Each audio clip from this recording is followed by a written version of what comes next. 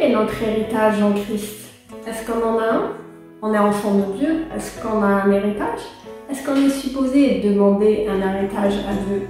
Est-ce que c'est pas un peu honteux de lui demander un héritage? Est-ce que ça va de soi? Que Dieu t'aime et que oui, tu es son enfant, donc automatiquement tu as un héritage. Parce que tu n'es pas n'importe qui, tout simplement parce que tu es un enfant de Dieu. Tu connais l'histoire du fils prodigue? Tout le monde la connaît pratiquement. Si tu la connais pas, je te la fais très courte. C'est un gars qui avait un frère, qui avait un père. Il avait un héritage et son père n'était pas encore décédé et il lui a dit Papa, donne-moi mon héritage, j'ai envie d'aller m'amuser. Je ne vais pas attendre que tu décèdes pour aller m'amuser. Donne-moi mon héritage. Et donc, son père, attristé, lui donne son héritage. Et puis, ce gars-là, il va dans le monde. Et donc, il applique tout son héritage. Il lui reste plus rien. À un moment donné, il y a même une famine. Et il se fait employer par quelqu'un. Et ce quelqu'un le met devant les pourceaux, devant les cochons. En fait, il est censé les nourrir ou les nettoyer. Je sais pas ce qu'il est en train de faire exactement. Mais à un moment donné, il voulait manger ce que les cochons étaient en train de manger. Ce que les pourceaux étaient en train de manger. Et il se disait...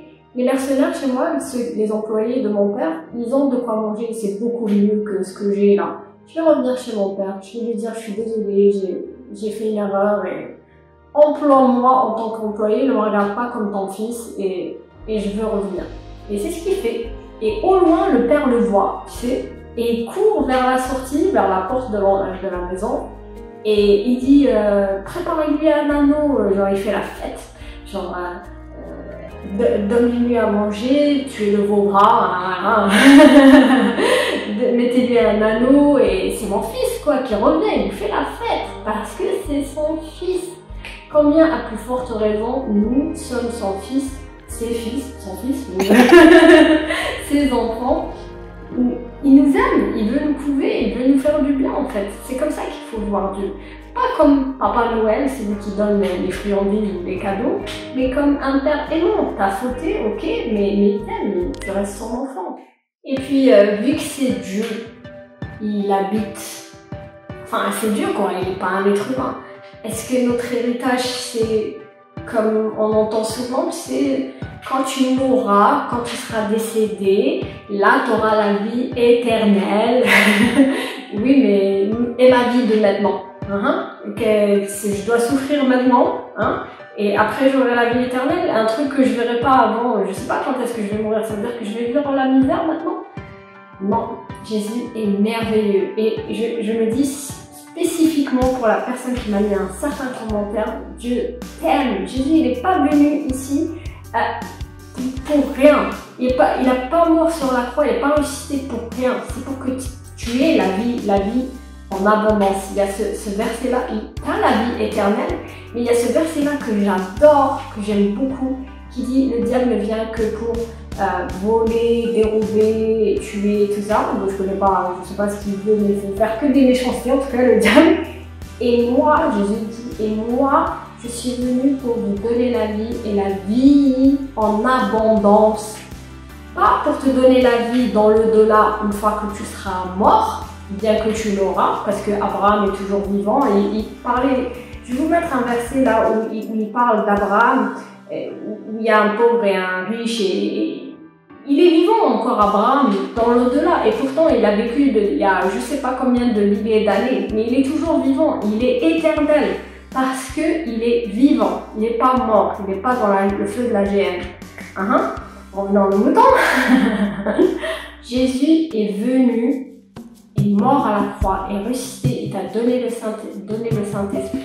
C'est pour te donner la vie et la vie en abondance maintenant dans cette vie en tant que chrétien, et une fois que tu seras mort, parce qu'il y aura toujours du taf de l'autre côté.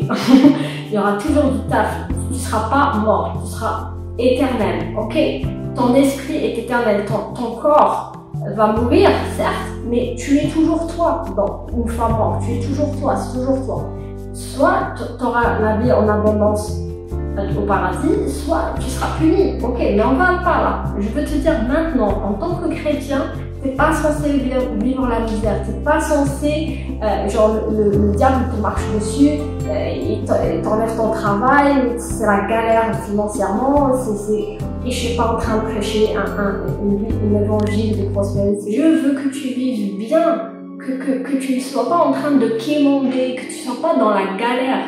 Il veut que tu vives bien, tu es son enfant. N'importe quel parent, normalement constitué, voudrait que son enfant vive bien. Ok?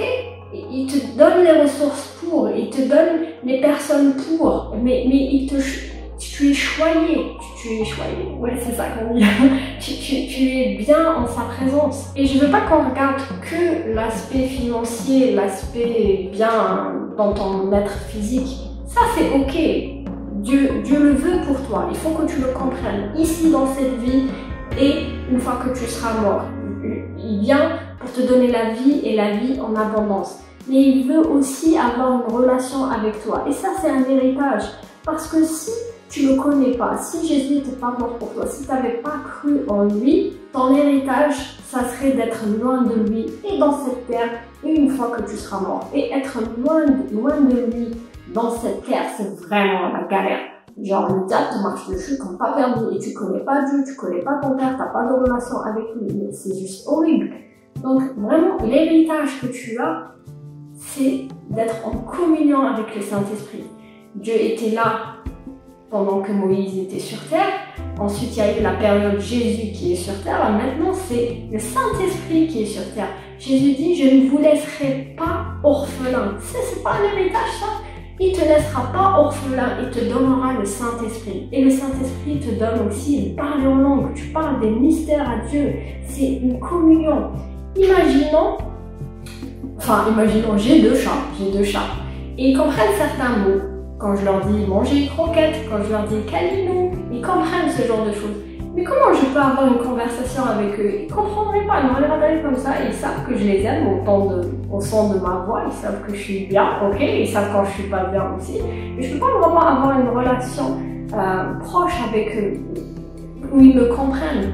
Et Dieu, qui est éternel, qui est le créateur de l'univers, à son niveau, pour avoir une communication, il te faut me parler en langue. Ok? Et c'est un cadeau qu'il te donne pour pouvoir communiquer avec lui. Et je te promets que tu vas pas prier en français, tu vas prier en langue et ça va venir d'instinct. Tu vas lui parler en français parce que c'est ton âme qui parle en français. Et à un moment donné, ça viendra de soi comme le parler en langue va se présenter, tu vas te laisser aller et tu vas avoir une communion avec lui et ça sera juste magnifique, ça sera juste parfait et tu passes comme ça tous les jours avec lui, avec Dieu. Et quel bel héritage,